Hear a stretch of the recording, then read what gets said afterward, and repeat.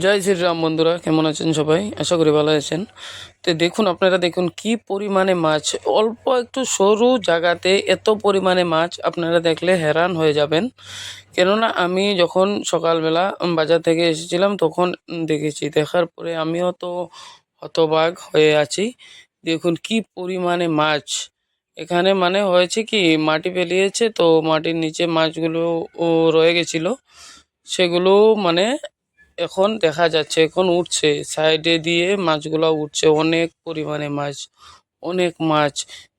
ছোট্ট একটু জায়গাতে এত পরিমাণে মাছ পাওয়া অসম্ভবের ব্যাপার। আমি তো দেখে ভাই হতবাক হয়ে গেলাম।